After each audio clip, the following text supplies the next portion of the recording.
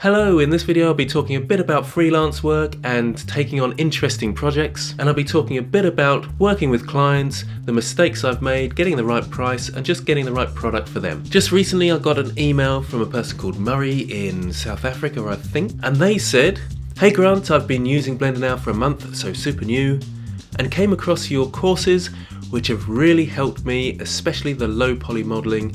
It's a game changer in helping me model better." Well, of course, thank you very much. And then they go on to say about how they've got a client and they're a web designer and that the client needs a 3D model. And they've been trying to make the 3D model, but it's quite a struggle for them because they're so new. And then they explain a bit about the model and would I be interested in helping them out. Now it's always kind of interesting when you get emails like that because you don't really know what the product is and you don't quite know how to respond because obviously they're looking for an idea about how long it's going to take and how much it's going to cost and things, but you have no idea about the product yet. And I was a bit naive at this point and I thought it's probably not going to be anything too difficult, so yeah, it'll probably be about £50, I'll smarten up their model that I've been working on and it'll all be fine. But I did say it does depend on how complex the model is and I'd need to see before I can really price properly. So I did kind of protect myself in that sense. So they said that's great and then they sent me across this image. And they did say in their original email that it was a strange product. And I thought, oh well, that's quite cool, a menstrual cup, okay. But more interestingly about this product was the fact that it's translucent and quite an awkward one to texture. But not only that, it's got a bag in the background and bags with their sort of cotton ropey things. They're quite a hard texture to get right and it would probably take quite a bit of effort to model and texture those as well. So on the one hand I thought it's quite an interesting project, quite a tough one, and I'd like to get involved in it and challenge myself. But on the other hand I'd said that'll probably be about £50. So in this case I do think it's always best to be honest. You may lose work, but at least you haven't undervalued yourself and you get what you are worth. So I came back with a suggested price. I won't say what that is because I don't think that's fair to the client, but it was a reasonable price for my time and effort. And I would say a reasonable price for any 3D modeler of my kind of ability. And they were honest too when they got that back. They said, oh, that's a bit hard and I was hoping maybe we can meet sort of in the middle somewhere.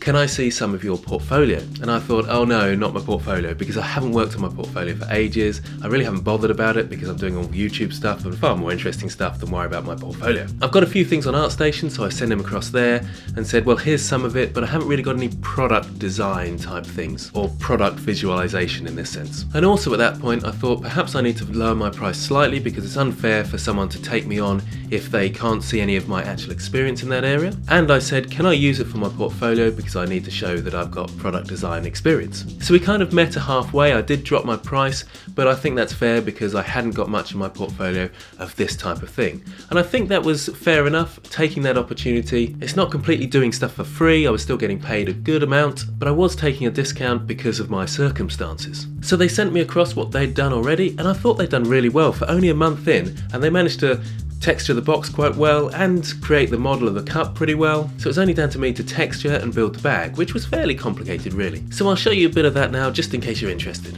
So here's my finished scene, and if I go to textured view for now, you can kind of see what's going on anyway. So the client had managed to texture the boxes well and create the cup. I did remodel it slightly, I just felt it looked slightly closer to the original like this. But you can see the trickiness I had in getting the textures. And I'll show you the texture just here, and I'll show you my node tree as well for this. You can see I've given it a slight procedural bump from this noise texture up here, so that's going into the bump, but I've also drawn on with a sculpt the pink cup logo onto the cup, which you can see just there. It's not showing up very well at the moment, there's lots of noise and I had to render this as 1,000 samples to get it right. That's because I've got a subsurface scattering going on, because with a translucent thing like this you can see around the edges that it has a lot of subsurface scattering, and interestingly I don't think I got it that close because this is against a nice light background, which is what I suggested rather than the black. It's never going to quite look like this because this is giving some of the black material through. You can see my normal map there, so it does actually come out,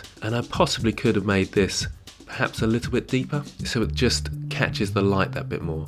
But also I wanted quite soft lighting because I think that looks better with the overall image. So you can see it was quite a tough one.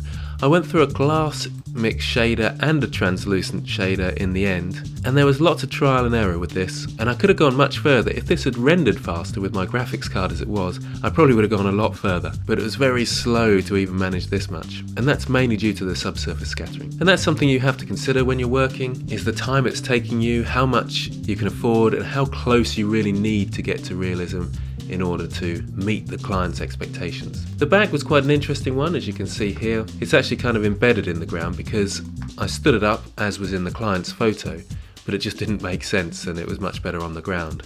I did, like I say, sort of sink it into the ground a bit in places, but you can't really notice that on the final render. I started off, I created a curved object, so Shift A to add a curve, and then you fill the curve out in the curve panels over here, so full, and then you give it some depth, as you can see there, resolution, and then once you've done that, Alt-C, and you can create your mesh from the curve.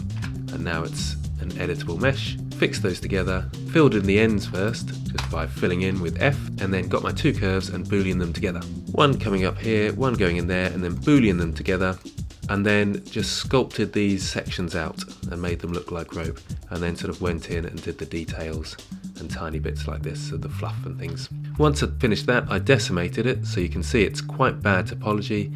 I kept it fairly high because, again, this is a single render. It wasn't an animation, so I didn't need to make it low poly for any reason. And then I baked that normal map on, and you can see it there on the low poly mesh. And this is the HDRI I was using. I thought it was a nice white look. It's from HDRI Haven. And you can kind of see how I created the bag. It's fairly high poly again, there's no reason to make it low poly. I did actually sculpt on the sort of Hessian look, and you can just about see that in the normal map. I could have gone a lot further with that, I think, actually.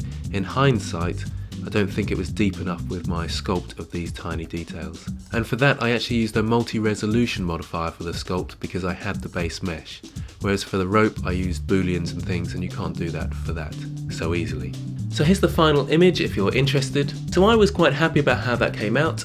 I should say I did ask for half the payment up front, and I would expect that of any good client, and they did give me half the payment up front, so that's great. And then I started work, and before I gave them the final image, I gave them a little preview so that they could have a look and see that they were happy with it, send me the final payment, and then I sent them the final piece. That always feels a bit awkward because it feels like you're being distrusting of them, but it's something you really have to do to cover yourself. So that's a tiny bit about what I've been working on recently and how I've sort of communicated with clients in case that helps. In other news, our new competition on the Discord server is open.